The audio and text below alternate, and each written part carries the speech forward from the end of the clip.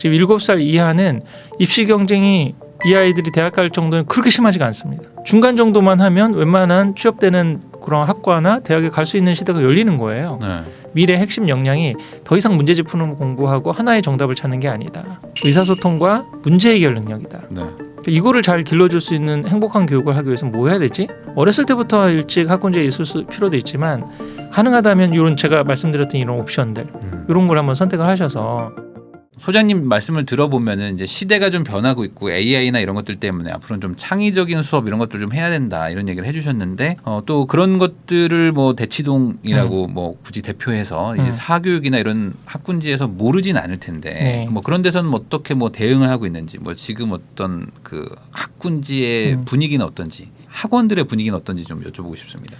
이제 아이비 교육이라든지 뭐 이런 대안 교육이라든지 뭐 아날로그 감성 교육이라든지 이런 부분에 대해서 주로 그 학군지나 그런 데는 큰 관심은 없죠.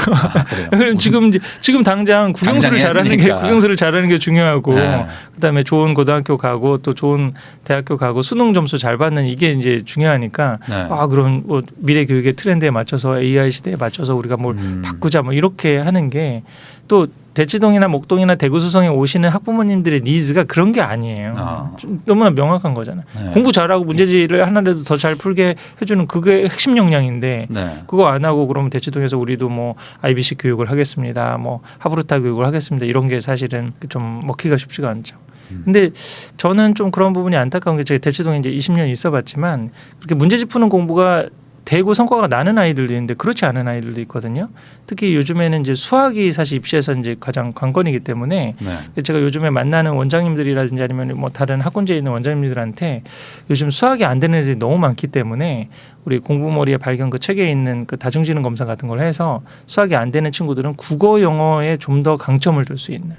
그래서 오히려 수학은 조금 어떻게 보면은 좀 내려놓고 안 되는 걸 뭐 못하는 걸 잘하게 하기 쉽지가 않거든요. 그렇죠. 그럼 잘하는 걸 더 잘하게. 그럼 사실은 중고등 6년을 다니는데도 책 한 권 제대로 못 읽는 친구들이 너무 많아요. 그 돈의 심리학. 그 책 그 내용 보고 너무 제가 알고 있었던 내용이기도 한데 너무나 탁월한 인사이트와 뭐 이런 게 진짜 보석 같은 얘기다 그런 것도 굉장히 많잖아요. 근데 우리 좀 젊은 친구들한테 뭔가 책을 권해주려고 해도 책을 못 읽는 사람들이 너무 많습니다. 독해력이 진짜 많이 떨어졌죠. 문해력이 떨어지고 우선 다 모든 대부분의 정보를 다 유튜브를 보려고 그래요. 유튜브 보고 그냥 요약, 정리, 일타 선생님이 뭐 정리해 주는 거 이렇게 하는 거지. 내가 진짜 보고 밑줄 치고 적용하고 뭐 하나 여기 있던 거 실천하고 이런 능력이 굉장히 안 되는 거예요. 그럼 이런 학생들한테는 계속 안 되는 수학이나 뭐 이걸 붙잡고 있느니 국어면 국어, 영어면 영어. 한 과목이라도 하고 또 그렇게 해서 좀 진로를 개척할 수 있는 영어 하나 좀 잘한다고 그러면 독일 유학도 한번 생각해 볼 수 있거든요. 독일어 영어가 어느 정도 되니까 독일어도 좀 할 수 있는 가능성이 있잖아요. 아니면 국어 쪽만 잘한다고 그러면 일본 유학도 한번 생각해 볼 수도 있고 그러니까 다양한 그런 좀 길들을 좀 했으면 좋을 것 같고 오히려 지금 말씀하신 대로 대치동에 문제 푸는 공부가 트렌드고 대세인 거예요. 그거 말고 대치동 사교육적인 측면에서 좀 다양성적인 측면에서 수학이 안 되는 친구들 문제집 푸는 공부가 안 되는 친구들이 또 그런 부분에서 강점 강화를 해서 차라리 영어 하나 확실히 하고 아니면 국어책이라도 하나 제대로 읽고 본인이 뭘 할 수 있는지 알아가지고 그럼 여기 우리 이쪽에도 우리 부동산이나 아니면은 이 투자 쪽에서도 길이 굉장히 많이 있지 않습니까? 그리고 뭐 경매라든지 이런 걸 본인이 발로 뛰고 부동산도 그렇고 다 발로 뛰어야 되고 뭐 이런 일들인데 앞으로 인공지능 시대에는 그런 것들이 더 사실은 일자리가 더 많이 생길 수가 있다는 거죠. 그걸 강점 강화를 해서 기르는 그런 좀 대안사 교육 이런 것들을 한번 대치동에서 좀 나올 때가 되지 않았나. 그러면 아마 지금 보시는 분들 입장에서는 이런 궁금함이 있을 것 같습니다. 그러니까 어쨌든 지금 대세를 또 완전 탈피하기도 좀 어렵고 그렇다고 또 우리 애가 여기를 가서 잘한다는 보장도 없다면 어떤 뭐 기준을 삼아서 지금 뭔가 이렇게 갈림길에서 이렇게 고를 수 있다면 좋을 것 같은데 우선 수학인가요? 수학을 잘하면 우선 기존의 트렌드를 좀 따라가도 조금 성공 확률이 좀 괜찮은 거라고 봐야 되는 건가요? 그렇게 볼 수도 있습니다. 그래서 제가 우리 공부머리의 발견 그 책에서 4가지를 말씀드렸죠. 하나는 공부머리 테스트라고 해서 문제집 푸는 역량이 어느 정도 되느냐. 그 중에서 이제 수학이 핵심이죠. 네. 수학만 대주고 미적분까지 해서 뭐 수능 1, 2등급에 가까운 점수가 나온다면 문과든 이과든 뭐 무궁무진한 길이 열립니다. 사실은 선택지가 너무 많아지는 거예요. 근데 그 정도까지 하기 위해서는 이제 상당히 본인 수학적 사고력이라든지 수학을 좋아하고 또 엉덩이 붙이고 문제 풀 수 있는 역량이라든지 집중력이라든지 인지 능력이 갖춰져야 되는 거죠. 그러니까 IQ의 핵심이 결국은 암기력과 계산력이잖아요. 네. 그두 가지가 이제 받쳐줘야지 할 수 있는 거고. 근데 두 번째로는 이제 그 다중지능 검사. 그래서 제가 교육부 커리어넷 그 검사를 좀 많이 권해드리는데 다중지능식으로 좀 결과가 나오기 때문에 그래서 나의 강점이 뭔지 의대를 가려고 해도 마찬가지죠. 얘가 좀 의사 쪽으로 적성이 좀 있어야지 그렇죠. 그 10년의 그 힘든 공부를 해낼 수가 있는 거잖아요. 사실은 그런 부분을 좀 고려를 해야 되는 거고 세 번째로는 우리 멘탈이 굉장히 중요하거든요. 그런 경쟁이 굉장히 치열한 데서도 멘탈을 잡을 수 있는. 그다음에 분위기가 안 좋고 아까 지방으로 내려가고 그러면은 그 내신은 받기는 좋은데 면학 분위기가 안 좋을 수 있잖아요. 네. 그 안에서 이제 중심 잡고 공부할 수 있는 뭐 그런 멘탈이라든지 아니면 뭐 대안적인 걸로 뭐 기숙사 학교를 간다든지 이럴 때도 아이가 멘탈이 좋아야지 생활도 잘할 수 있으니까요. 그런 부분에 사실 멘탈도 좀 볼 필요가 있고 또 네 번째로는 그 디스크 검사라고 아이의 기질과 성향을 알 수 있는 그 네 가지 검사를 제가 핵심 역량으로 좀 말씀을 드리거든요. 그런 검사들을 한번 해봐서 판단을 해보시면 좋은데 그 적기가 초등 한 5, 6학년 정도 돼요. 5, 6학년 중학교 가면 이제 내신을 보기 때문에 거의 결과는 나오는데 중학교 성적 내신 기준으로 국영수가 올 A가 아니면 입시 경쟁력은 좀 약하다고 봐야 되는 상황이거든요. 그러면 약간 좀 대안을 찾으러 가야 된다. 그러면 과감하게 전략적 선택을 하시는 게 이제 좋은데 그게 사실 쉽지가 않죠. 계속 희망 고문을 하시죠. 그렇죠. 그래도 한 학년 올라가고 학원을 바꿔주고 과외를 붙여주고 고등학교 가면 정신 차려서 하지 않을까 뭐 이런 희망 고문을 하다가 이제 고3이 되면 이게 뭐지? 그리고 대학은 어떻게 보냈는데 이제 4년 뒤에 이거 왜 취업이 안 되지? 이런 현실에 이제 맞닥뜨릴 가능성이 상당히 많은 거죠. 그러면은 또 갑자기 궁금한 게 정신 차리는 비율이 많지 않나요? 갑자기 이렇게 갑자기 이렇게 깨달음을 얻거나 갑자기 이렇게 괄목상대한다 이런 느낌은 없나요? 그러니까 확률이 낮다고 봐야 될까? 옛날에는 이제 그렇게 늦게 치고 나오는 아이들이 좀 있고, 또 우리 남학생들 같은 경우 군대 가서 좀 각성해서 이제 뭐 이렇게 철들어가지고 오고 그런 경우 있다 그렇게 얘기하는데 요즘은 사실 이제 늦게 치고 나오는 아이들이 없다라고 많이 얘기를 하거든요. 그 이유가 기회를 줬으면 치고 나올 수 있는 아이들도 어렸을 때부터 계속 학습지 풀리고 학원 보내고 지금 국영수 그 인지 사교육이 너무 밑으로 내려와 있는 상황이잖아요. 너무 처음부터 빨리 하니까. 네, 애들의 진을 다 빼놓는 거죠. 뭔가 그렇게 들로산으로 뛰어놀다가 옛날엔 그런 친구도 있었죠. 5, 6학년 때 나 좀 공부 좀 해야 되지 않나? 그러니까 무슨 뭐 집안에 나 원래 똑똑했는데 몰랐던 애들. 그렇죠. 이런 애들. 네. 그리고 또 중학교 때 가서 막상 시험지 문제집 푸는 저기를 했더니 내가 공부 못하는 줄 알았는데 되네? 뭐 이런 어떤 경험들이 있고 그러면 그때부터 6년을 열심히 달려서 뭔가 입시적인 성과도 내는 친구들이 있었는데 요즘은 그런 아이들이 다 씨가 마르고 다 무기력한 거예요.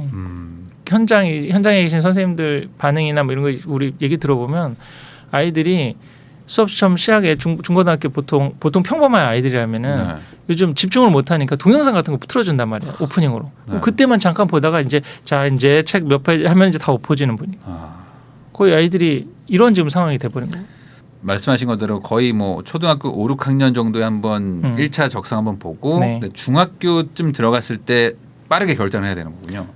그렇게 해야 되는데 어렸을 때부터 초중 때부터 그런 걸 새로운 시도들을 해보고 시골도 내려가보고 뭐 여행도 한번 해보고 그다음에 다른 뭐 대안학교나 국제학교도 알아보고 이런 노력들을 안 한 가운데 이제 5, 6학년이나 중학교 되면 애 머리가 크지 않습니까? 자기 생각도 있고 이걸 바꿔주기가 쉽지 않더라고요. 저희도 지금 최근에 우리 보홀에 가서 가족 세미나를 한번 했는데 한 친구가 운동을 굉장히 잘하는 강점이 있어요. 그래서 너 그거 잘하니까 그거 중심으로 해서 이렇게 해야 된다고 생각했는데 이 친구가 공부도 잘하고 싶다는 거예요.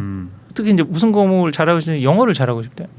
너는 지금 영어보다 수학을 훨씬 더 잘하니까 수학을 열심히 하고 그다음에 운동하는 걸로 해가지고 나중에 대학 가는 그런 쪽으로 방향해서 잘하는 걸 더 잘하게 해라고 했더니 이 친구가 뭐라고 얘기했냐면 중간고사 끝나고 나서 친구들이 물어본대요. 너 몇 점 맞았어? 뭐 어쩌고 할 것 같아? 이런 분위기 가운데 결국 우리나라에서는 학교나 학원을 가면 점수 그다음에 등수 이걸로 계속 비교 평가를 받기 때문에 집에서는 너 굳이 그럴 필요 없어. 강점 강화를 하면 돼. 이렇게 얘기를 해줘도 학교나 학원의 그 분위기가 그렇지가 않은 거예요.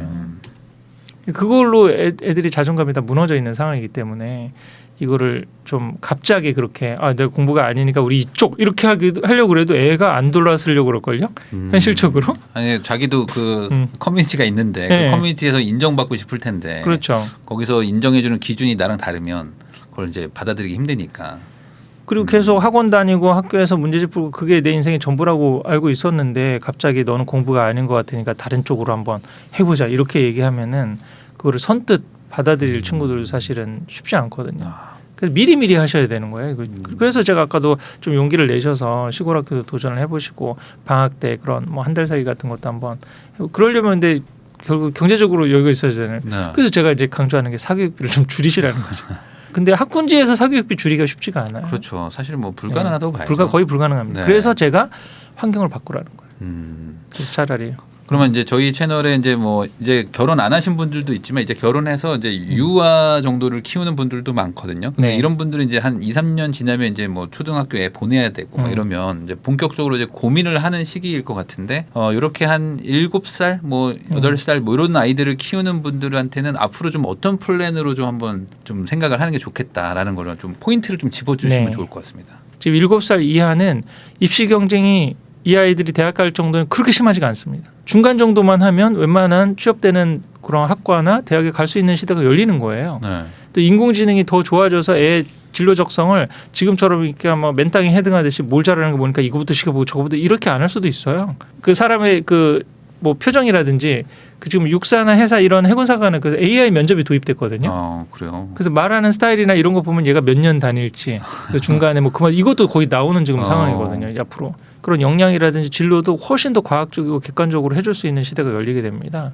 그러니까 지금 그런 아이들한테는 가장 어렸을 때 중요한 게 들로산으로 뛰어놀면서 자연과의 교감을 하고 그다음에 오감의 어떤 자극을 받고 그다음 친구들하고 잘 놀고 소통하고 이런 부분들이 굉장히 더 중요한 부분이다. 그런 큰 우선 전제가 있어야 되는 거죠. 네. 미래 핵심 역량이 더 이상 문제집 푸는 공부하고 하나의 정답을 찾는 게 아니다. 의사소통과 문제 해결 능력이다. 네.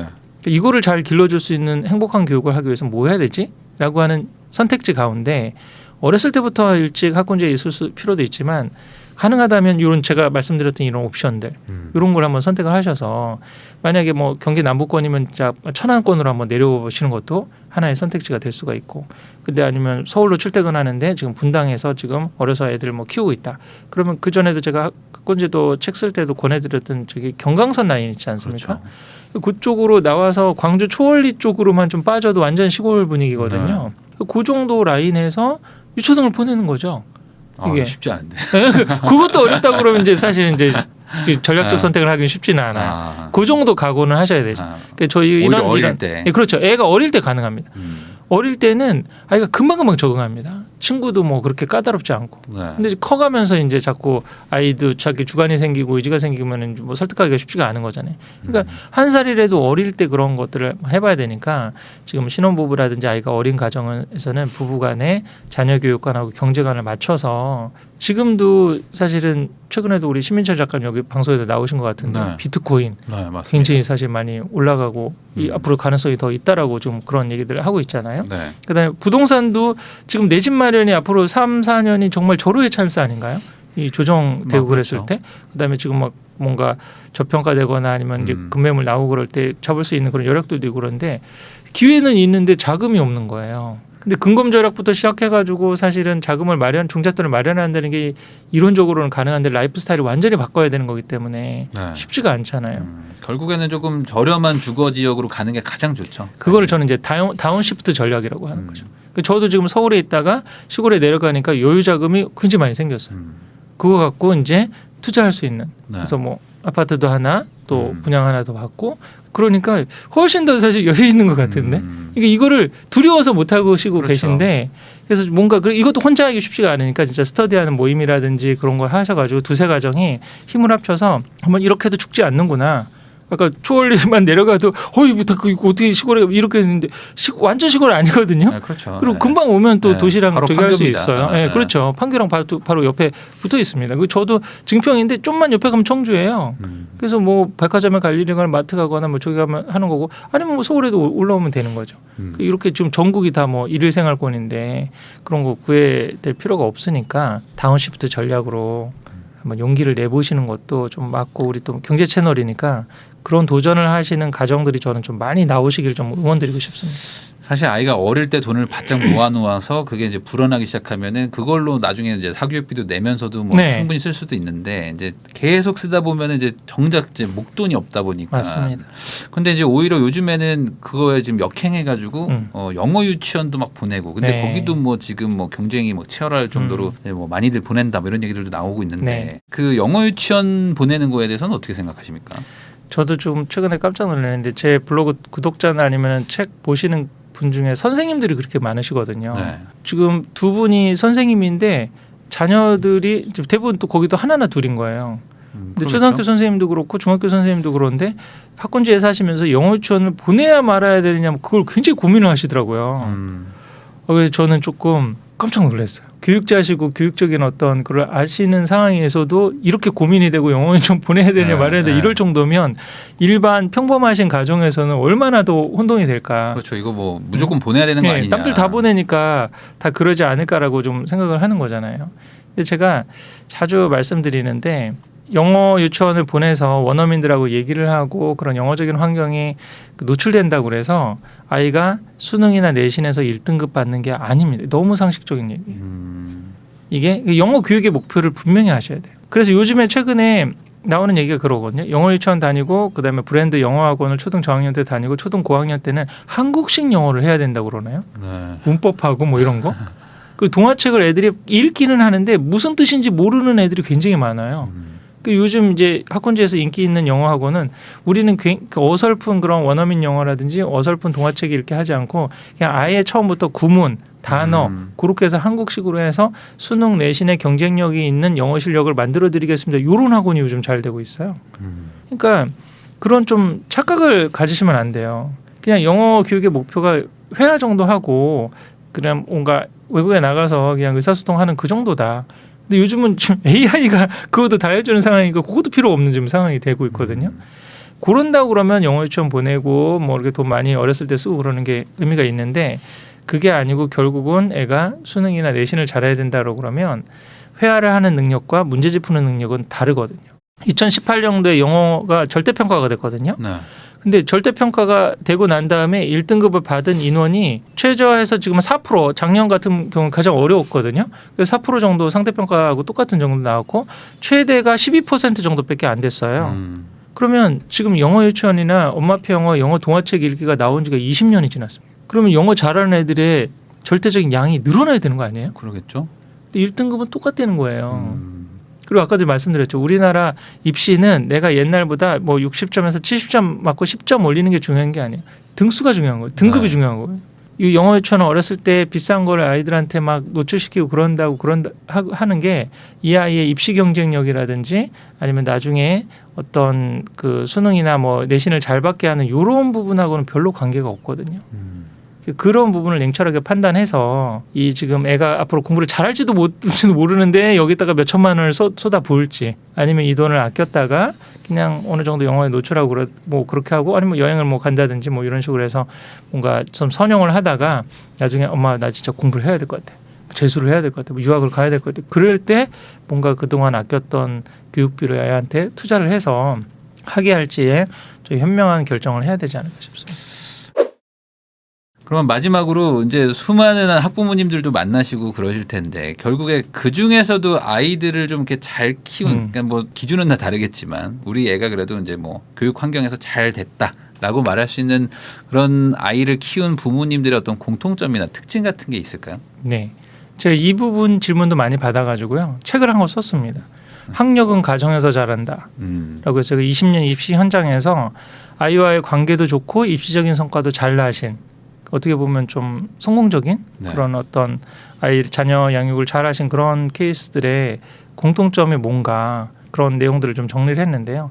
그분들의 공통점은 뭐라고 하냐면은 공부는 애들이 했지 제가 뭐 해준 게 있나요? 결국 아이를 믿고 기다려주는 아이가 가지고 있는 역량 그대로를 하려고 이제 애를 끌어당기고 뭔가 작품을 만들기 위해서 로드맵을 짜주고 뭐 이러는 분들이 아니었던 거였던 거예요. 네. 뭐 그 가운데 영어 유치원을 보내신 분들도 있고 영어 동화책을 하시는 분, 엄마표 영어를 하신 분도 있고 안 하신 분들도 있고 독서를 뭐 많이 시키신 분도 있고 본인이 바빠가지고 그런 거 챙겨주지 못하고 뭐 학원에만 의존 별의별 분들이 다 있는데 공통점은 아이를 믿고 기다려준다.